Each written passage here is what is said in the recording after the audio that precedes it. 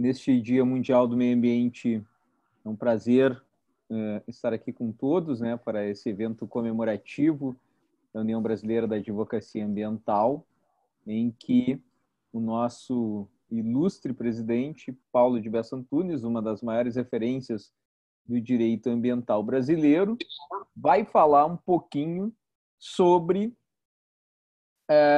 o tema a imprescritibilidade da reparação por dano ambiental. É um tema que vem sendo debatido há bastante tempo, e tivemos um julgamento recente no STF que fixou uma tese a respeito da imprescritibilidade do dano ambiental, da reparação do dano ambiental, e o nosso presidente e um dos maiores doutrinadores do Brasil, inclusive recentemente escreveu um artigo, né, e vai falar um pouquinho para a gente sobre esse tema nesse evento alusivo à comemoração do Dia Mundial do Meio Ambiente. Já estamos gravando. Professor Paulo de Bessa Antunes, tudo contigo. Depois fica aberto, né, a participação dos nossos colegas para perguntas, debates, considerações. Por favor, professor, muito obrigado pela gentileza e bem-vindo novamente. Amigos, primeiramente, boa tarde aí a todos que estão participando dessa nossa singela homenagem aí ao Dia do Meio Ambiente.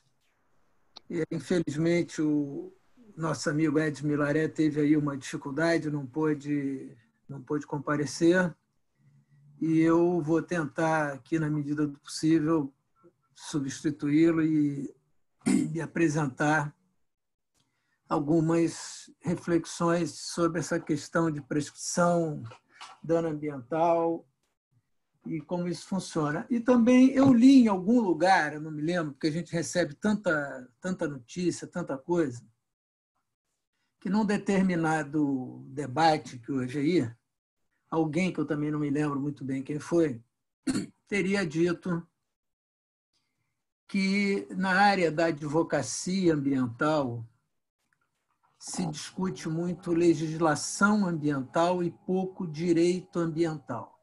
Foi o Herman. Eu não sei, eu não sei quem falou isso e assim, eu não estou muito com essa preocupação de saber quem é o santo. Eu prefiro me focar no milagre.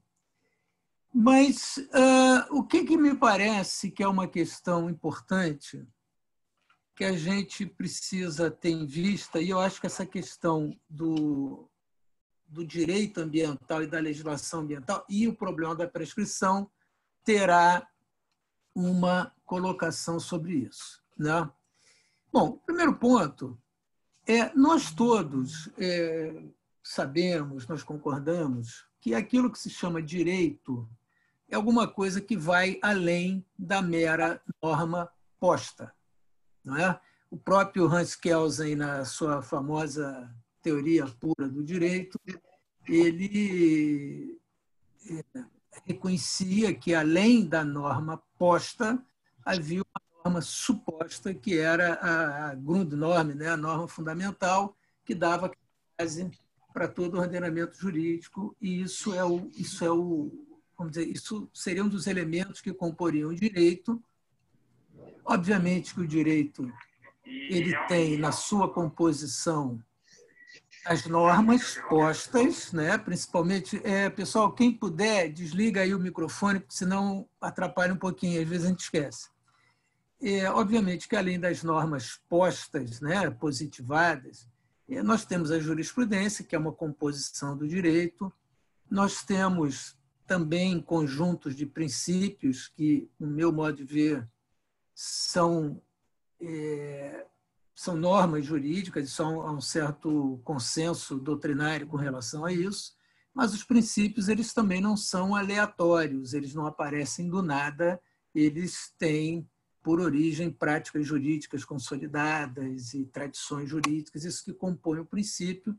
Eu acho que nós podemos ver isso muito bem, por exemplo, quando a gente parte para o direito ambiental, por exemplo, tal como ele é concebido na Europa, que, quando se fala em princípio, nós temos uma meia dúzia de princípios e não mais do que isso. Basta ver os bons autores desses temas.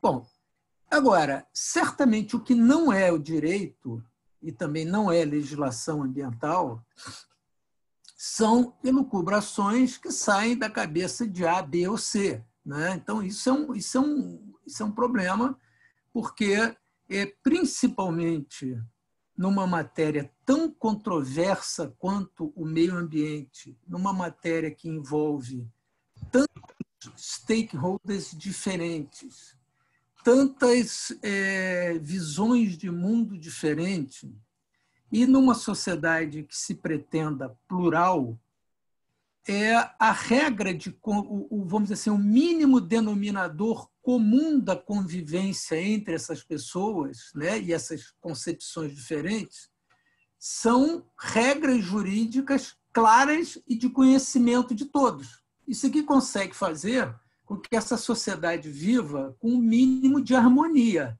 né? É aquela velha definição do Jelinek, se não me falha a memória, que o direito é aquele mínimo ético. Então, dentro desse mínimo ético, nós vamos conseguir construir uma convivência.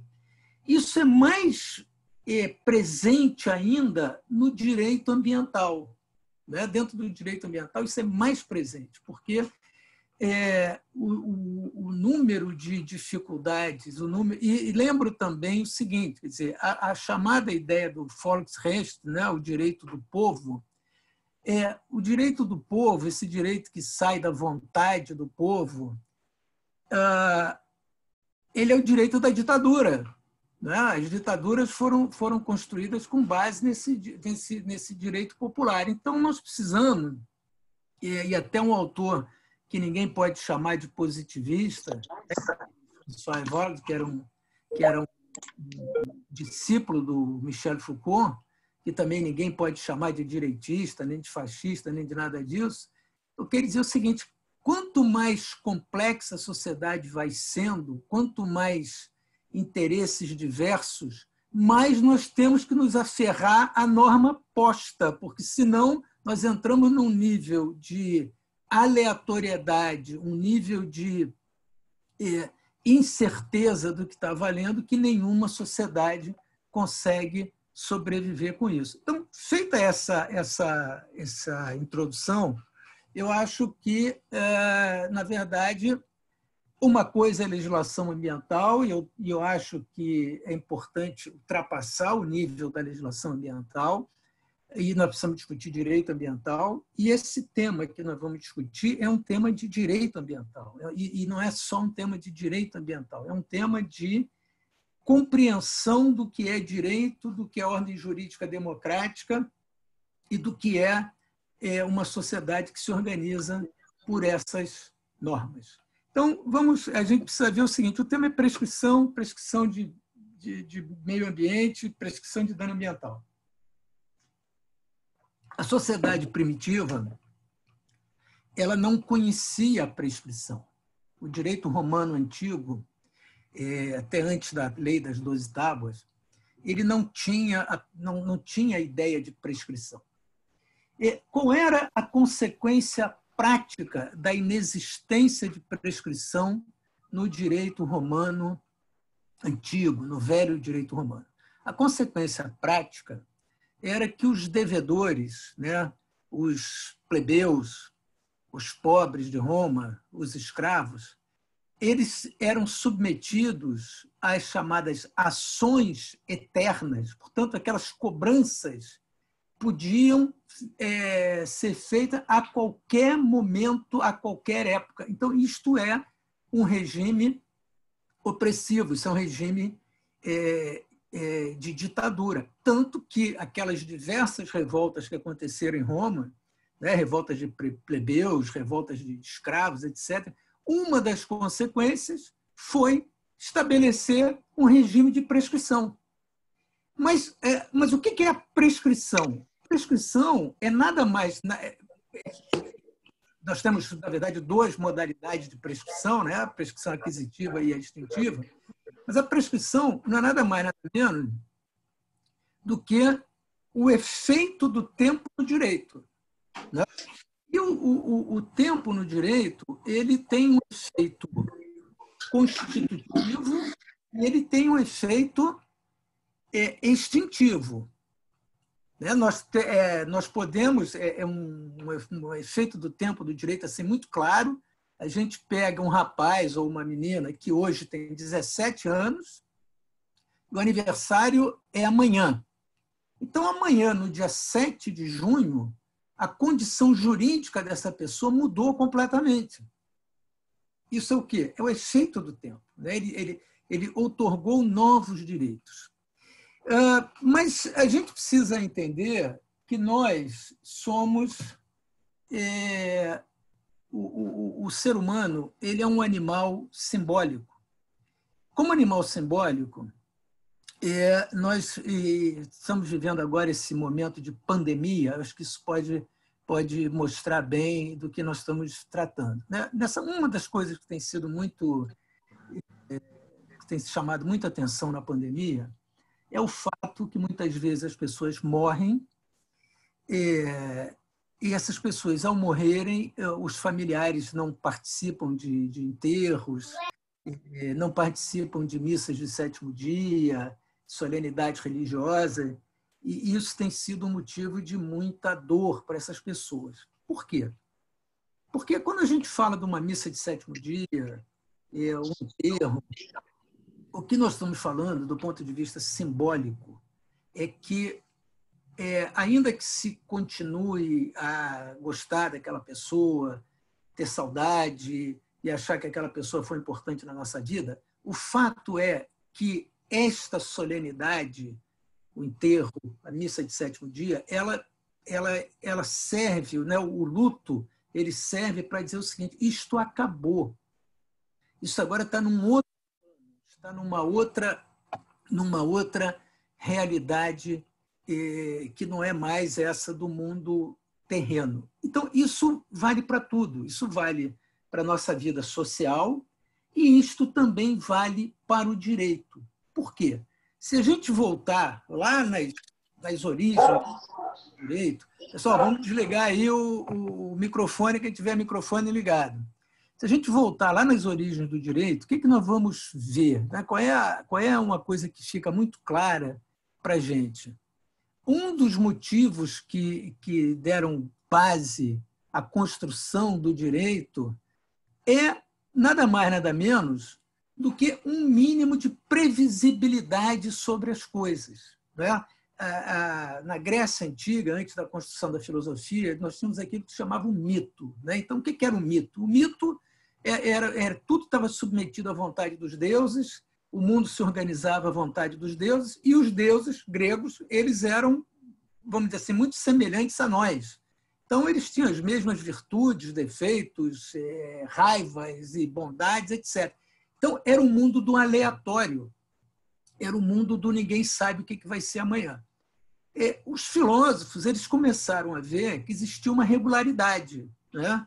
Que durante 365 dias mudavam estações, que depois do dia vinha a noite, e isso foi dando, a utilização da natureza serviu para construir algumas certezas e algumas seguranças. A partir dessas seguranças, se conseguiu, vamos dizer, viver melhor, porque existe uma quantidade de alha na vida normal que nós temos que é muito grande. Então, o que busca o direito?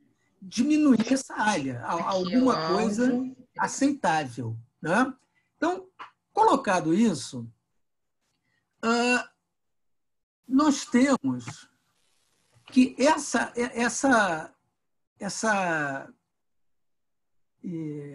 repercussão jurídica do tempo, seja extinguindo direito, seja criando direito, ela é fundamental. Não é? Nós temos aquele famoso brocardo latino, né? Dormientibus non soccurrit ius non soccurrit, né? O direito não socorre a quem dorme. Significa o quê? Se você não exercer o teu direito, você vai perder o seu direito. Né? Aquele direito vai passar para um terceiro, ou vai desaparecer na sua esfera. Por quê? Nós consolidamos situações. Não é? Se a gente for à jurisprudência, por exemplo, do STJ, quando ele fala que não há fato consumado em direito ambiental, com todo o respeito aos autores dessa tese, desde que começou essa paulada dela, essa tese não encontra ressonância no mundo real, né? Nós temos várias leis aí, por exemplo, que conhecem situações consolidadas, mesmo na área de meio ambiente. O Código Florestal, por exemplo, está aí para isso mesmo. E foi, vamos dizer assim, placetado pelo Supremo Tribunal Federal como constitucional, normas que reconhecem áreas consolidadas disso, áreas consolidadas daquilo e tal, isso está tranquilo. Então, isso, vamos dizer assim, é muito mais uma declaração de intenções do que uma coisa do mundo real dizer que em direito ambiental não há fato consolidado, não há fato consumado. O aterro do Flamengo, por exemplo, é um fato consumado. O aterro do Flamengo, que é uma obra belíssima aqui na cidade do Rio de Janeiro, mas ele é, como o próprio nome diz, um pedaço da Baía de Guanabara que foi completamente aterrado, com pedras que vieram do hoje túnel Rebouças, do desmonte do Morro do Castelo, e é um fato consolidado. Então, agora veja, se eu não tivesse uma prescrição, eu, em tese, teria uma lei para pedir a desconstituição do aterro do Flamengo. Não, professor, mas acontece o seguinte, quando o aterro do Flamengo foi construído, ainda não havia, por exemplo, a lei da Política Nacional do Meio Ambiente, ainda não havia a lei disso ou daquilo. Então, ver, se isto é verdade, se a gente pode concordar com essa tese para dizer, não, o que você está dizendo é absurdo, porque naquela época isso não era ilegal. Então, minimamente, o que se chama da accionata, ou seja, o momento em que nasce o direito, seria o momento no dia 31 de agosto de 1981, que é o dia da Lei da Política Nacional do Meio Ambiente. Então, veja, a tese não se sustenta, ela não tem base. Isso não é direito, isso é poesia ou teatro. Não é? Porque se a gente também não pode viver só de legislação ambiental, nós também não podemos viver só de teatro jurídico. Nós temos que estar dentro do direito, né? Do que se chama de concepção jurídica. Então, veja bem, como é que essa questão se coloca? A prescrição, ou seja, o tempo extinguindo ou criando direito, é a regra. É a regra. Né? Isso é uma matéria que está naquilo que se chamaria antigamente de direito comum, ou seja, no direito civil. Então, o direito civil trata, de maneira geral, da prescrição. E a Constituição brasileira, que é uma Constituição, como nós sabemos, profundamente detalhista, excessiva, muitos artigos, muitos incisos, etc. A Constituição, em vários momentos, ela trata desse tema da prescrição. Por exemplo, ela diz: terrorismo é imprescritível. É um crime imprescritível. Ela fala da imprescritibilidade do ressarcimento ao erário público em caso de improbidade administrativa. Ela trata desses temas. Né? Ela trata desses temas. E aí, no artigo 231, parágrafo 4º, terras indígenas, lá também existe, com todas as letras, são imprescritíveis os direitos sobre as terras indígenas. Então, esse não dá para discutir, eles são imprescritíveis.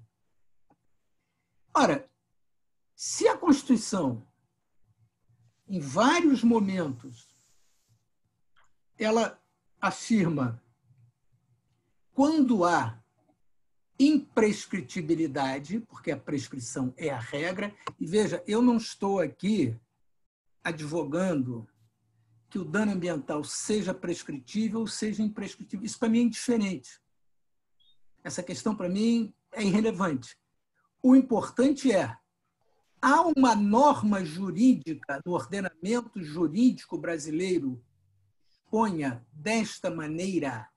Se nós formos, por exemplo, ao ordenamento jurídico do Equador, lá no Equador, a lei que cuida de danos ao meio ambiente diz: danos ao meio ambiente são imprescritíveis. Então, lá, o direito daquele país, ele estabelece, é imprescritível. Ainda que provavelmente nós tenhamos um determinado momento para que se possa nascer o direito de ação, salvo se a lei do Equador, e não é o caso, dissesse: essa lei se aplica retroativamente. Mas a Constituição brasileira proíbe a aplicação retroativa de leis.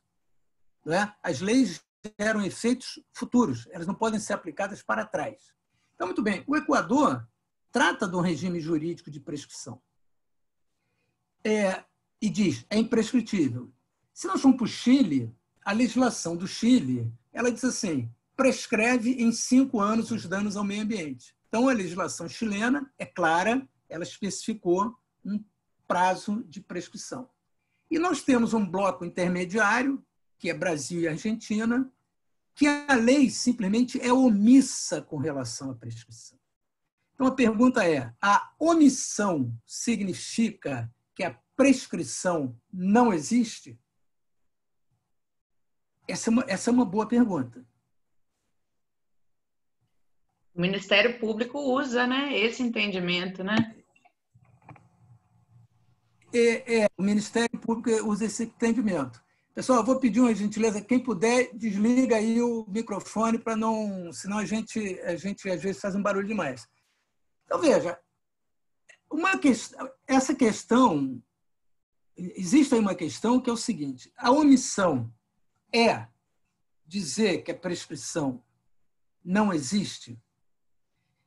Essa é uma pergunta relevante, importante, que a gente precisa tentar buscar dentro do ordenamento jurídico, com um método jurídico de análise, né? Não com um método, vamos dizer, artístico, poético, descobrir qual é a situação. Para isto, nós vamos ter que ver duas coisas, né? Com relação à prescrição aquisitiva, a Constituição diz com todas as letras: bens públicos não são sujeitos a uso capião. Encerrou o assunto, ninguém pode usucapiar um bem público, ninguém pode se tornar, pela ação do tempo, proprietário de um bem público. Então, está resolvido. Do ponto de vista da prescrição aquisitiva, os bens privados, em determinadas situações, podem ser usucapidos. E aí, o que nós temos? Aí nós temos uma propriedade originária, né? Não há nem transferência de propriedade. É uma propriedade originária. Ok. E a prescrição extintiva?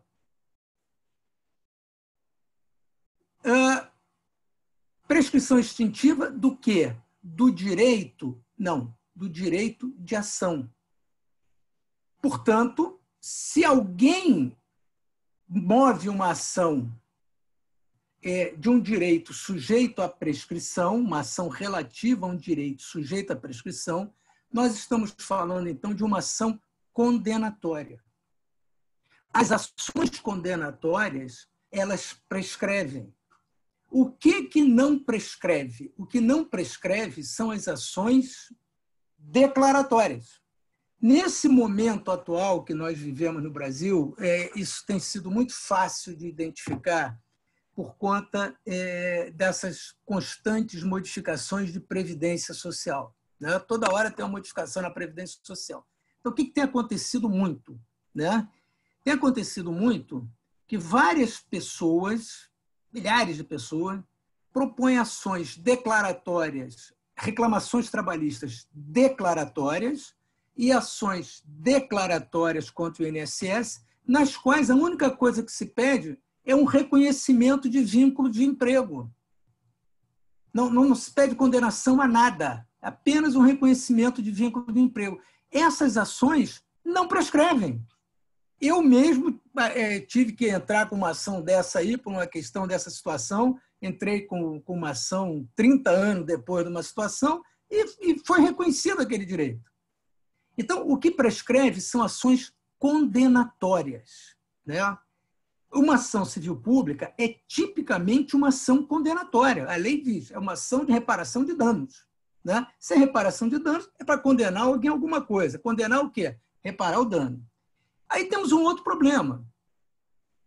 O Brasil ele adotou esse conceito muito aberto de dano ambiental. É um conceito amplíssimo, né? Afinal de contas, o que é o dano ambiental? É tudo. Se o dano ambiental é tudo, ele está muito próximo a não ser nada, né? Porque o que é tudo, ao mesmo tempo, é nada. Então, nós precisamos ser um pouco mais analíticos com relação a esse conceito de dano ambiental, não é?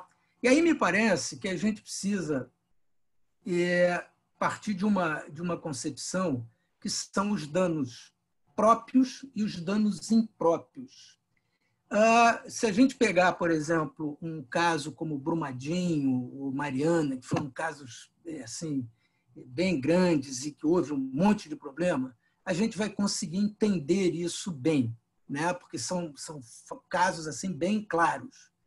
Houve aquela confusão toda por conta de acidentes industriais, nós tivemos rompimento de barragem, os rios foram tomados lá por rejeitos, etc. Muito bem. E aí, o que aconteceu? Nós tivemos problemas relativos aos rios, nós tivemos problemas relativos às florestas e nós tivemos problemas relativos a pessoas que tinham lavouras, pescadores, comércios, etc., etc. Muito bem. Então, quando a gente olha isso, a gente, então, separa e diz assim, dano ambiental impróprio é aquele pequeno lavrador ou aquele industrial ou aquele comerciante que, devido àqueles fatos todos, ele teve um prejuízo econômico, ele perdeu a atividade dele, ou alguém que teve um dano à saúde. Então, veja, esses danos, não há a menor dúvida que eles prescrevem. Por quê? Eu estou tratando, no fundo, de uma responsabilidade civil rotineira, normal. Apenas é que ela foi deflagrada por um problema que teve uma origem ambiental. E eu tenho dano ambiental próprio, que talvez a gente precise começar a tratar como dano ecológico, como eles fazem na Europa, porque fica mais claro o que a gente quer. Então, o que é o dano ecológico? É o dano à água, é o dano à floresta, é o dano ao ar, à fauna e à flora. Muito bem. Este é que se diz ser imprescritível. Então, nós já dividimos. Então, nessa ideia de dano ambiental, não dá para dizer que tudo é imprescritível. Um pedaço dele, que é o dano ambiental impróprio, todo mundo concorda que é prescritível. Vamos agora para o outro, né? Esse dano que seria dito como imprescritível. Eu não conheço nenhuma lei que me diga que esse dano é imprescritível. Eu não tenho essa lei. Eu nunca vi, até quem puder, depois, quando for a parte das pessoas falarem, quem souber disso me avisa, porque eu desconheço, mas como nós temos tanta lei no Brasil, eu não me sinto envergonhado de desconhecer. Acho que é perfeitamente razoável. Mas eu sei que o Rio Doce, por exemplo, é um bem federal. O Rio Doce é um rio federal. E eu sei que a prescrição contra a fazenda pública ocorre em 5 anos. E a prescrição da fazenda pública também ocorre em 5 anos. Então, aqui eu tenho uma pergunta. Essa prescrição vale ou não vale? Se eu for para a Argentina, que tem um regime semelhante ao nosso, a Argentina entende que vale. É possível essa prescrição. O que eles dizem que não prescreve é o dever de reparar o meio ambiente, ou seja, o dever de proteger o meio ambiente, o dever de exigir medidas de recuperação do meio ambiente e esse dever de reparar enquanto o dano for atual. Mas nós temos algumas questões que ocorrem em casos de meio ambiente. Por exemplo, se existe um dano ao solo, é possível, do ponto de vista técnico, que após uma quantidade de tempo, aquilo que teria sido um dano tenha se tornado uma matéria inerte, portanto, não causa mais dano. Há possibilidade de reparar este dano se nós estamos diante de uma matéria inerte? Pergunta, não é? Essa é uma pergunta. Muitos dirão assim, não, mas e o dano futuro? Um dano que só vem acontecer daqui a 10 anos, daqui a 5 anos, etc. Aí nós temos que voltar para o direito romano.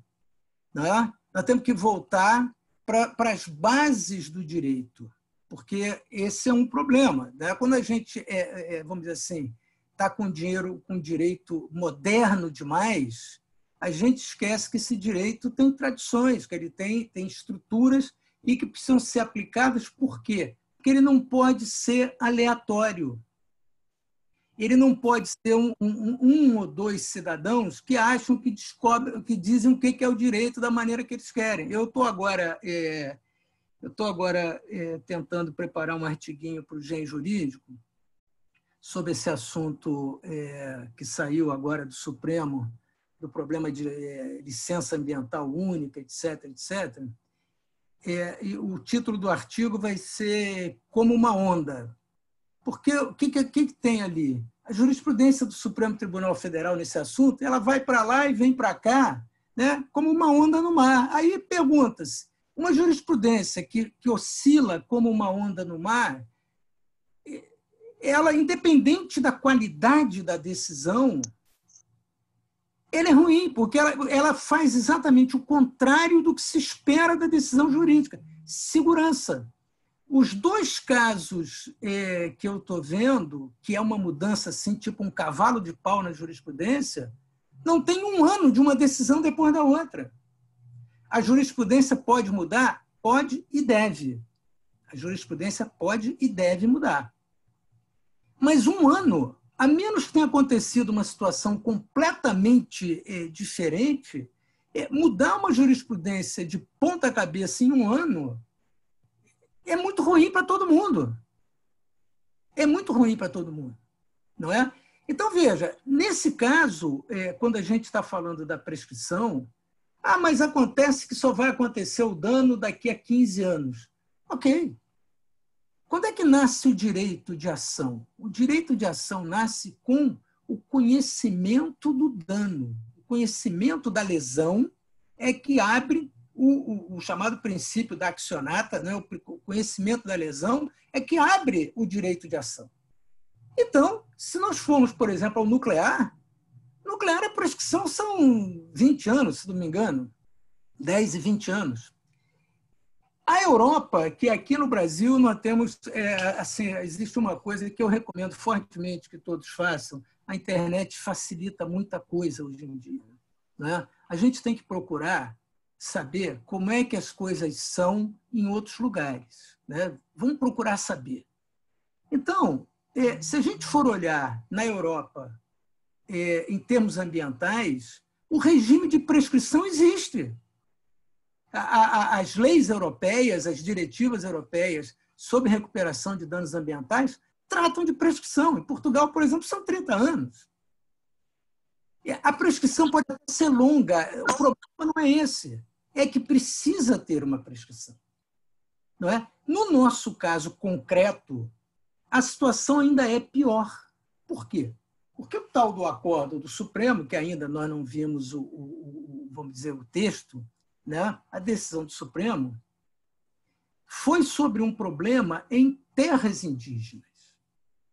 Esse problema em terras indígenas é um dano ambiental? É. Um dano ambiental. Era corte de madeira, corte disso, corte daquilo. Mas a Constituição expressamente, lá no artigo 231, parágrafo 4º, diz: são imprescritíveis os direitos sobre terras indígenas. Ora, então, ali eu não tenho dúvida que é possível. Para mim está tranquilo. Agora, eu posso, de um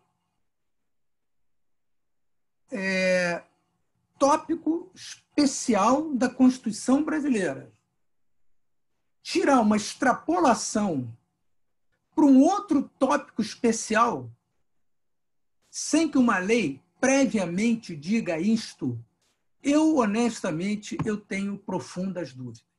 E me socorro nessas dúvidas, não conheço o acordo do Supremo, porque ainda não foi divulgado, mas me socorro nessas dúvidas na própria decisão recorrida do STJ, que a ministra e relatora do acórdão, ela disse com todas as letras: não tem lei tratando do assunto, isso está no acórdão. Está dito no acórdão. E outro fato interessante: em momento nenhum na decisão da nossa ministra lá da Bahia, um pouco me volta o nome, já aposentada, e aliás era uma excelente ministra e bons julgamentos. Em momento nenhum, na decisão, ela esgrima o artigo 231, que é o de terras indígenas. Então, eu não consigo identificar como esse regime de prescrição que o Supremo Tribunal Federal criou possa ter uma base legal e constitucional. E veja, aqui eu não estou fazendo legislação ambiental, eu estou fazendo direito. Por quê? Porque é um direito do cidadão, é um direito de qualquer um, a que um determinado, ele não pode ser perseguido a vida inteira. E nós temos um fator que nós não podemos deixar de levar em consideração, que é fundamental, que a Lei 7.347, a Lei da Ação Civil Pública, ela tem um rol de legitimados à propositura da ação que é notável. Nós temos municípios, Estado, União, empresas públicas, fundações, Ministério Público, agora Defensoria Pública. Isso tudo somado tem para mais de 1.000 legitimados à propositura de ações civis públicas, além das associações civis. Né? Então, veja, além disto, se nós não tivermos a prescrição, com todo respeito, eu coloquei isso por escrito, nós estamos legitimando a inércia desses órgãos todos. Esses órgãos todos estão tendo a sua inércia legitimada.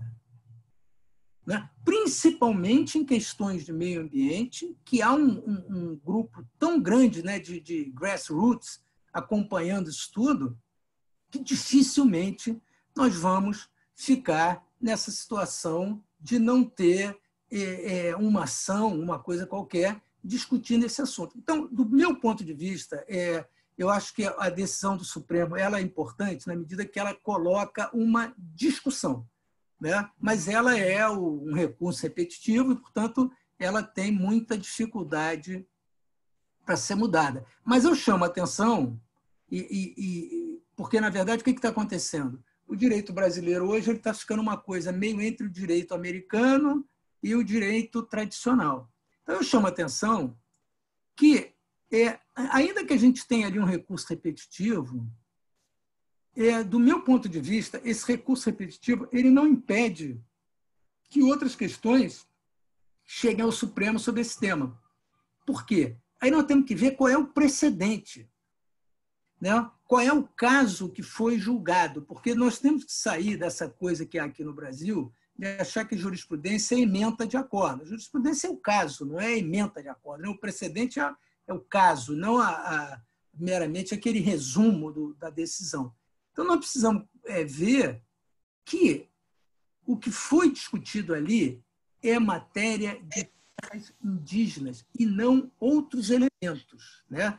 E uma coisa que eu acho, e vou encerrar agora, essa discussão de Mata Atlântica, Código Florestal, independentemente do lado que se tenha nisso, ela tem um ponto importante que a gente precisa estar atento, que é o seguinte: ela está começando a colocar, pela primeira vez em, 30 anos que eu estou nessa história de direito ambiental, ela está começando a colocar pela primeira vez a questão de que existem várias leis tratando de vários assuntos e, obviamente, que a lei para um determinado assunto é aquela lei própria para ele. As outras são aplicáveis apenas subsidiariamente. Nós não podemos ter uma aplicação de um direito como vinha e, de certa maneira, vem sendo feito até agora, que é como se você pegasse toda a legislação, resolução, instrução normativa, Constituição, Tratado Internacional, bota aquilo tudo dentro de uma panela, mexe, faz uma sopa e toma aquele negócio. Não pode ser dessa maneira, né? Isto não é direito nem legislação ambiental. Isso é confusão, não é? Isso é teatro do besterol. Isso não é ciência do direito. Isso não é estudo jurídico. Então, eu chamo a atenção de vocês, era um pouco esse o assunto, e aí ficamos à disposição aqui para ver o que vem, e agradeço aí a boa vontade e paciência de todos. Muito obrigado. Muito bom, presidente, excelente, mais uma vez, né? Eu já tive a oportunidade de assistir, né, essa palestra aí sobre esse tema, então já li o artigo também que eu botei ali no chat ali, e é um tema muito legal, muito interessante, e ainda suscita muitos debates, né? Até porque o senhor está escrevendo, diz que está escrevendo alguma coisa sobre essa decisão do STF da licença ambiental simplificada, né? E o STF está sendo pródigo, né? Ao revogar, entre aspas, o seu próprio entendimento que tinha feito há pouco tempo atrás em outro julgamento, né? E aí não está conseguindo, a gente está meio surpreso e provavelmente, né, se tiver um outro julgamento que invoque esse tema, a gente pode ter um julgamento talvez diferente. Vamos passar as perguntas. Já vi que o Pedro está inscrito aqui. Pedro levantou a mão e depois eu vou ler a pergunta aqui da Thaisa, que eu acredito que tenha sido respondida, mas de qualquer maneira eu vou passar aqui para todo mundo. Por favor, Pedro, abre a câmera e o microfone, por gentileza. Tá bom. Boa noite. Mestre Paulo, obrigado. Eu estou de máscara que eu estou andando aqui em São Paulo. Tá? Estou ouvindo aqui, excelente palestra. Paulo, uma questão que eu queria ouvir a sua opinião também, é que tem um detalhe nesse caso do Supremo, que eu não vejo muita gente abordando, que é uma questão processual relevante. Que esse caso teve acordo homologado. Como pode uma decisão judicial de homologação de acordo criar dispositivos que vão além do acordo? Que aconteceu isso. Eles homologaram o acordo e na decisão de homologação veio essa manifestação sumular, vamos chamar assim, né, no julgamento atual. Do mais, parabéns, excelente explanação. Pode falar. Oi, vocês me ouviram? Pode falar. Sim, então, eu estava querendo perguntar a questão do processo em caso que gerou essa do acordo. Tá. Pedro, olha só, até onde eu sei, porque ver, isso tudo está meio secreto, eu também não fico chafurdando lá para saber o que aconteceu. Mas até onde eu sei, eram várias partes, tá? Algumas fizeram um acordo e outras não. Até onde eu sei. Tá? É óbvio que a homologação de um acordo é uma sentença? É uma sentença, não há dúvida. Não é? Mas, logicamente, digamos que se todos foram todas as partes tiveram o acordo homologado, que é a informação que eu tenho, não é essa, mas admitindo que isso seja verdade, o que o juiz tem que dizer é: homologa o acordo, arquive-se. Né? Então, eu acho que não caberia. Né? Acho que não caberia. Mas o que me parece, Pedro, que a gente, assim, eu estou muito preocupado com isso, cada vez mais, porque isso é um problema muito complicado para o meio ambiente brasileiro. Já que hoje nós estamos no Dia do Meio Ambiente, eu não estou nem falando em atividade industrial, eu não estou preocupado com isso. Isso é um problema para o meio ambiente brasileiro. Por quê? Porque quanto melhor será a defesa do meio ambiente brasileiro, quanto mais claras forem as normas que digam respeito a isso. Então, nós precisamos ter decisões claras do Supremo Tribunal Federal. O que me parece, Pedro, é que, de fato, é muito importante, mas assim, talvez seja a coisa mais importante a se fazer agora, é que se consiga criar mecanismos de discussão, de mecanismos pedagógicos com relação a esses assuntos. Porque eu pessoalmente, opinião minha, eu acho que o artigo 225, parágrafo 1º, inciso 4º, se fosse escrever, eu colocaria avaliação ambiental, ponto. Era o que eu colocaria ali. Todo empreendimento causador de degradação deve ser submetido à avaliação ambiental, ponto. Que eu faria.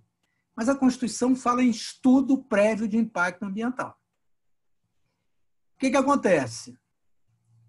Se não tiver um trabalho pedagógico muito forte em juízes, promotores, etc., isso tem que ser diário. O que acontece? Tudo vira estudo prévio de impacto ambiental, como está nessa decisão da LAU. Uma coisa não tem nada a ver com a outra. Então, isto, o que me parece é que todos nós precisamos, e aí tem que haver um certo despreendimento, você tem que separar o que é o acadêmico do que é o advogado. Não dá para misturar, porque se misturar, aí complica. Mas, fazendo essa separação, essa questão pedagógica ela é a mais importante que tem hoje, porque o que nós observamos, ou pelo menos o que eu observo, é que existem decisões, inclusive do Supremo Tribunal Federal, que são completamente extravagantes com relação à legislação que existe. Até pouco tempo atrás era comum você ver decisão de tribunal, decisão de juiz, falando em área de preservação ambiental, área de proteção permanente. Isso era comum ver. Isso era comum. Então, essa questão pedagógica, e veja, e aí vamos voltar ao ponto. Eu, quando comecei a dar aula na PUC do Rio de Janeiro, em 1982, eu observei uma situação interessante.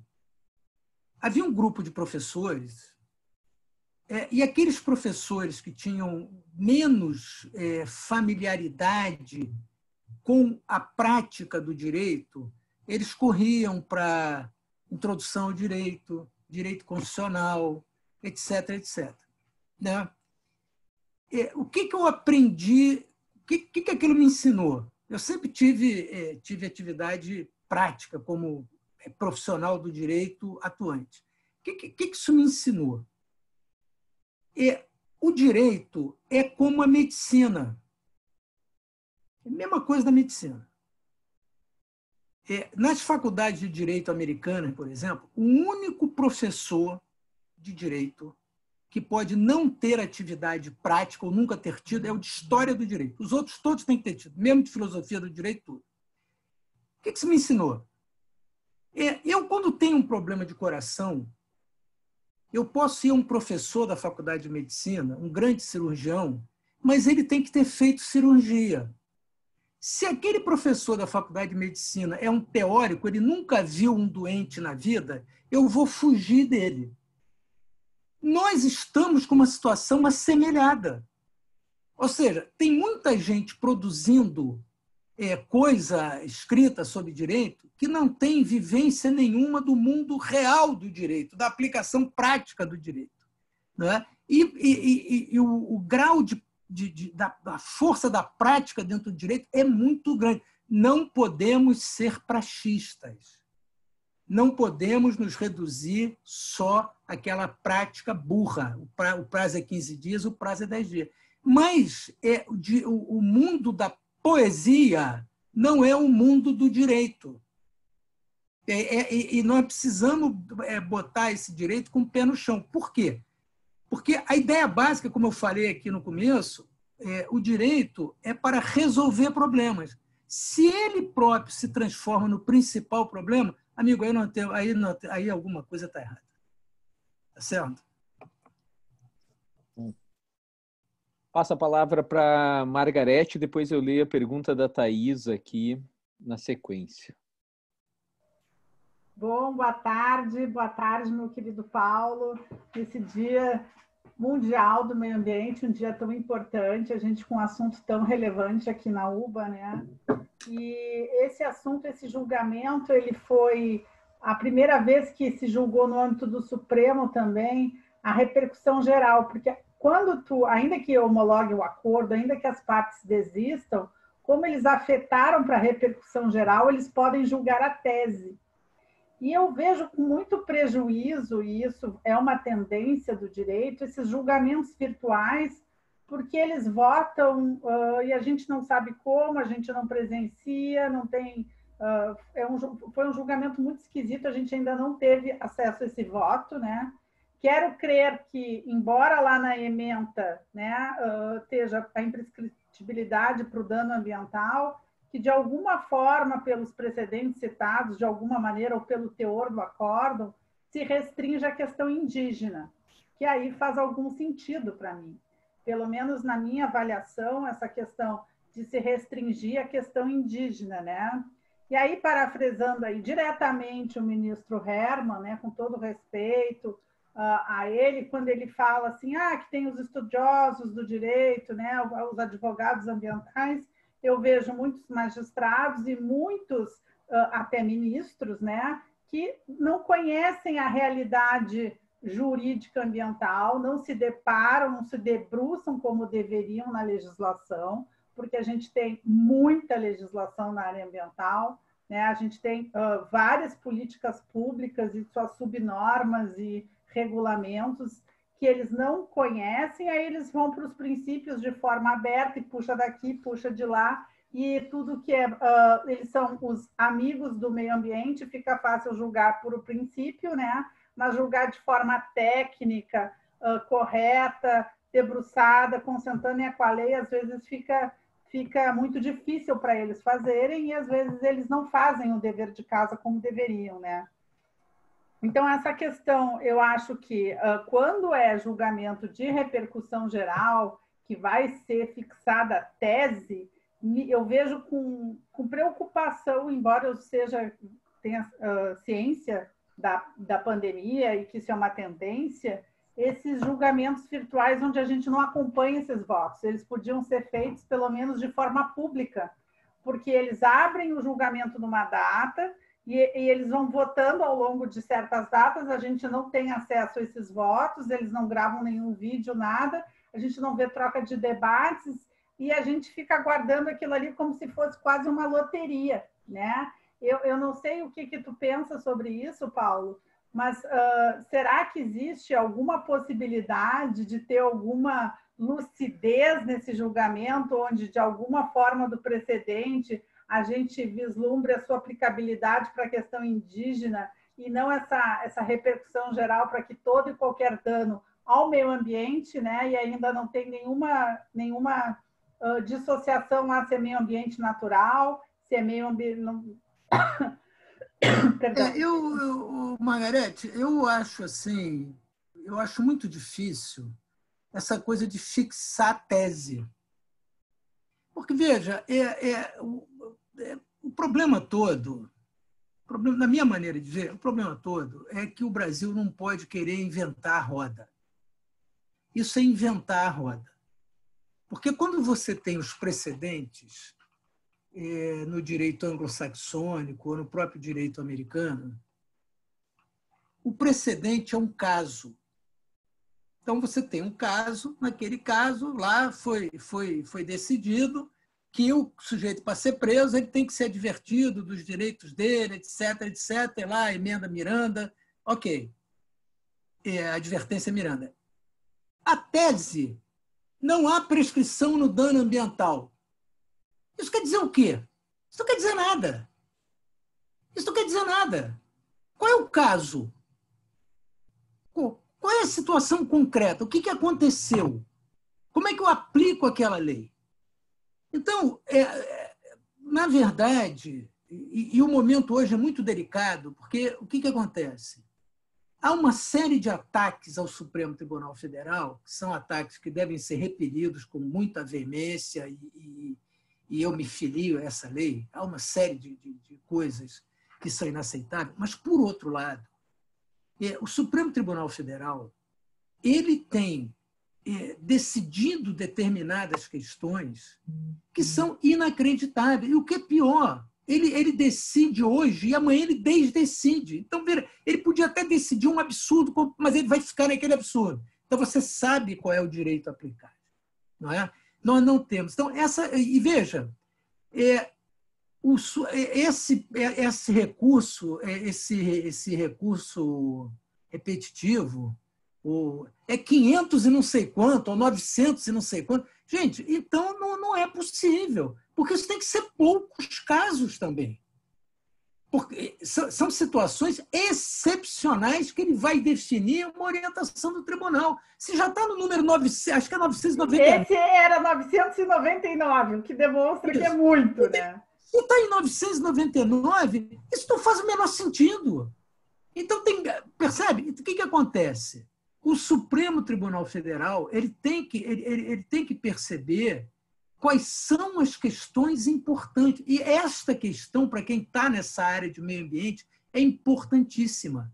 E essa questão não pode ser decidida num tribunal, numa maneira que as pessoas não argumentem. Eu tive, na terça-feira, uma dessas coisas virtuais com uma professora da Universidade do Rosário, em Bogotá, Colômbia. É uma universidade muito ligada a essas questões indígenas, meio ambiente, etc., etc.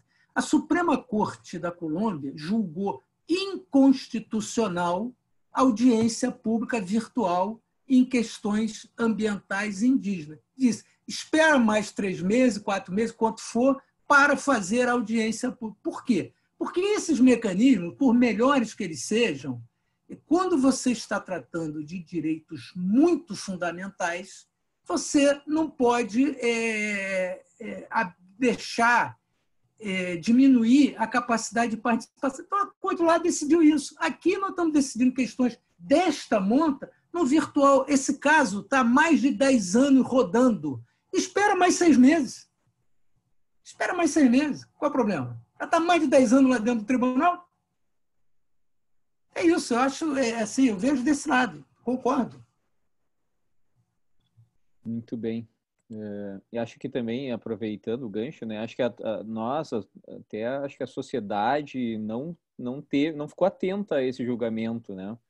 Que era um caso concreto, né? E eu faço a remissão ao caso do Código Florestal, que o STF julgou e, teoricamente, julgou pela aplicabilidade da maioria dos dispositivos do Código Florestal, né, da Lei de Proteção da Vegetação Nativa, mas houve, né, o pessoal da bancada ruralista esteve presente, fez pressão, né, esteve lá, e os ministros, então, de certa forma, entenderam, seja lá por qual meio, né, foram convencidos nesse sentido. Nesse julgamento, né, a coisa meio que passou batida e quando a gente viu, a bomba está estourando aí. Mais ou menos, tá, Burman? Porque assim, nós apresentamos memoriais, né, a Petrobras, assim como várias empresas e outros. Eu receio que eles tenham sido lidos, né? Até rodou aí um videozinho de WhatsApp do ministro lá do STJ falando que memorial longo ele não lê, né? Mas os nossos memoriais tinham 5 laudas, né? E eu receio, a gente protocolou eletronicamente, né? Mas eu receio que eles não forem lidos, porque eu acho que os ministros não dão a importância necessária quando vão fixar um precedente de um caso concreto e fazem essas fixações de tese maluca que se aplica a qualquer caso, né? A gente importou esse sistema recentemente, né? O nosso sistema é romano-germânico, a gente importou esse instituto do Common Law e ele não tá sendo aplicado de forma adequada, ele tem muitas falhas, né? Então, assim, e no meio da pandemia, uma situação relevante dessa, né? E no meio da pandemia ainda foi publicada aquela outra decisão do bis in idem também, né? Algumas surpresas sempre aparecem. Professor Paulo, a Thaisa, eu acho que o senhor respondeu, mas vou fazer a pergunta aqui, né? Se a imprescritibilidade da reparação do dano, da reparação civil por dano ambiental, se aplica às questões de meio ambiente artificial também? Ou seja, o entendimento do STF sobre o tema é cabível quando o dano ocorre em patrimônio histórico?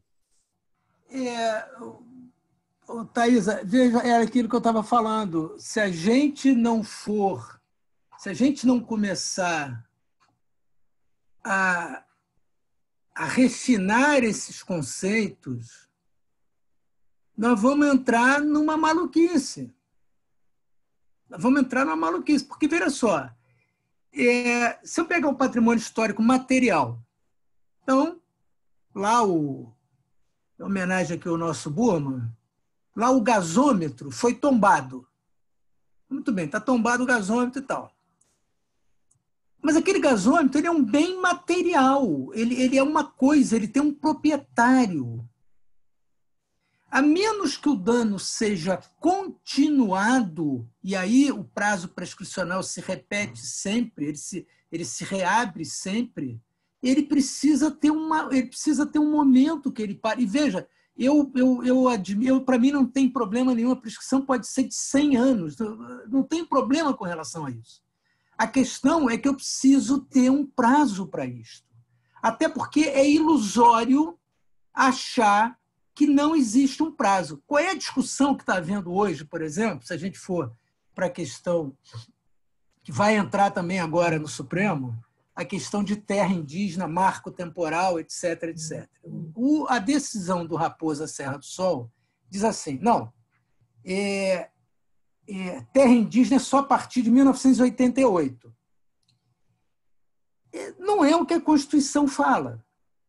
Eu concordo que eu preciso ter algum momento, porque, veja, os índios eles não andaram, eles foram se colocando em algum lugar. A Constituição brasileira, desde 1934, ela reconhece as terras indígenas. Então, veja, se é para ter uma data, esta data é 1934 e não 1988.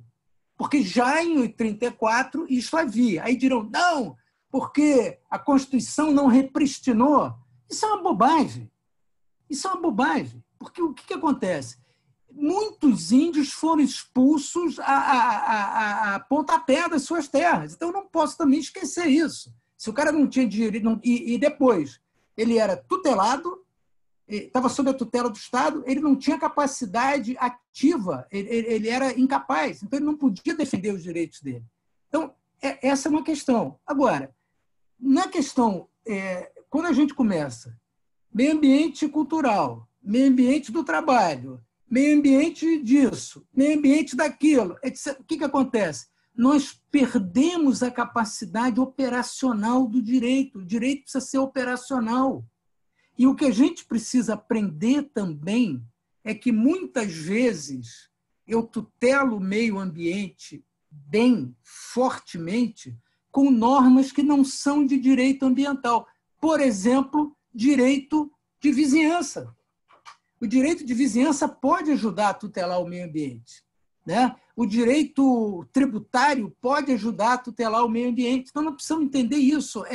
Eu posso tutelar o meio ambiente com normas de qualquer natureza, mas eu tenho que ter clareza dos prazos, das prescrições, do que eu quero defender.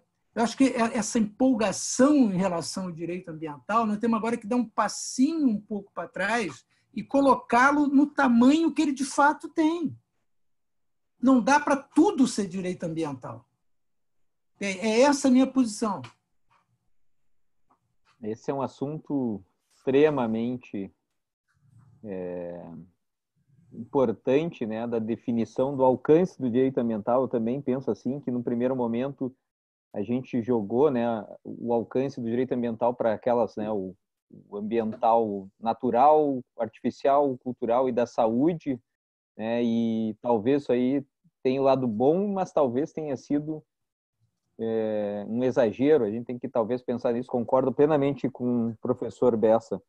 Eu queria aproveitar o gancho que a Margarete falou da manifestação do ministro Herman Benjamin, naquele vídeo que a Lina Pimentel mandou no nosso grupo lá da UBA, né, que ele fala dos operadores de direito, ele fala dos juízes também, ele não cita expressamente os advogados, mas aí agora o professor Bessa falou um negócio interessante, né, que não importa se a prescrição tiver 100 anos, o importa é que tenha norma, né, o que falta é ter uma norma explícita.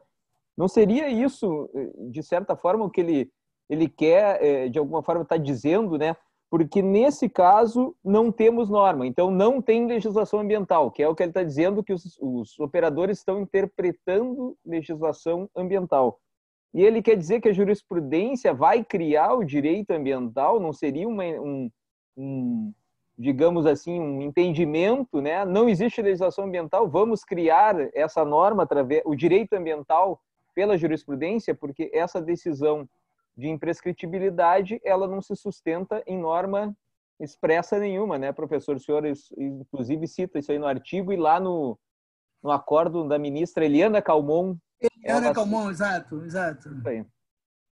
Veja só, Alexandre, o que me parece é o seguinte: a gente tem alguns mitos em relação ao direito ambiental brasileiro. Por exemplo, é o direito mais avançado do mundo.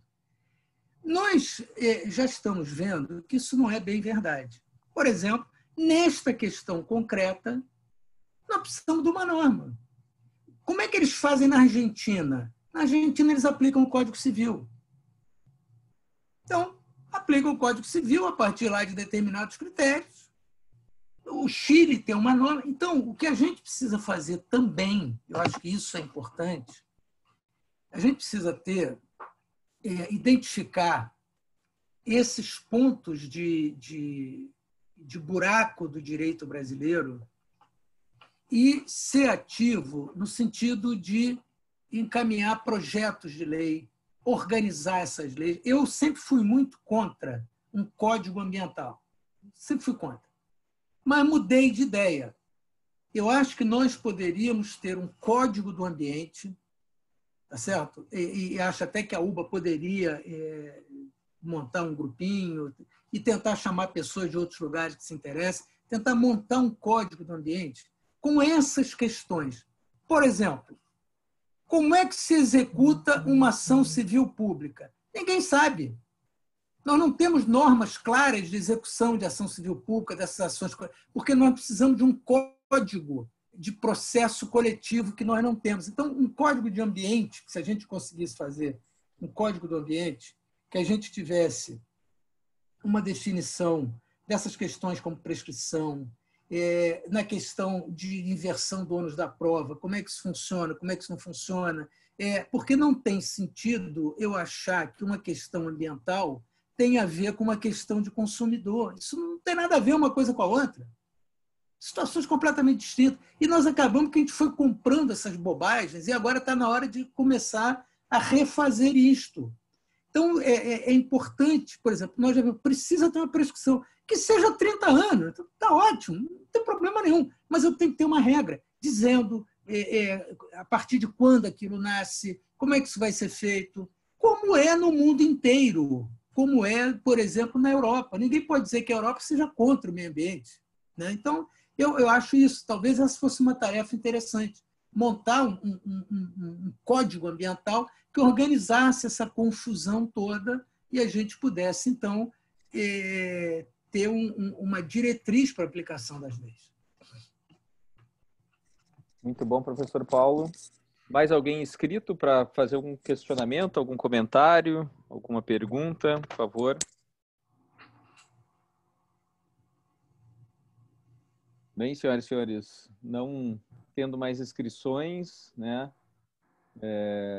Vamos encerrar aqui esse webinar de sexta-feira em comemoração ao Dia do Meio Ambiente, agradecendo enormemente, novamente, né, a gentileza do nosso querido ilustre presidente Paulo de Bessa Antunes, né? Eu fiz questão de, quando abri o evento, não fazer nenhuma referência, né, ao nosso presidente estar substituindo o professor Edis, né, porque isso aí não são pessoas que estão muito acima disso, né, e sempre é um prazer a gente ouvir, né, a sua manifestação, os seus ensinamentos, especialmente aí de um tema que é extremamente complexo que a gente está debatendo atualmente, né? Então, professor, muito obrigado novamente, né, pela sua apresentação, pelos seus esclarecimentos sobre a exposição. Nós todos agradecemos aqui e ficamos agendados para a próxima quarta-feira e voltando na quarta-feira os nossos debates webinários da UBA, que ocorrem todas sempre às 17 horas nesse mesmo canal. Fica gravado no YouTube, depois quem quiser acessar pode, ou a gente divulga aí para quem quiser acessar. Certo, senhoras e senhores? Um grande beijo, um grande abraço a todo mundo, um feliz Dia Mundial do Meio Ambiente a todos, né? Vamos bebemorar agora o Dia Mundial do Meio Ambiente.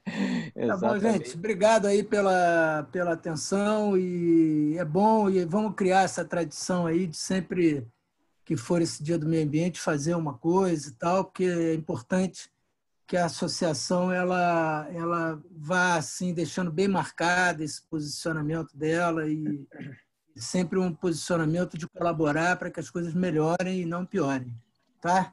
Tá bom, gente? Obrigado, até logo, até a próxima. Tchau, tchau.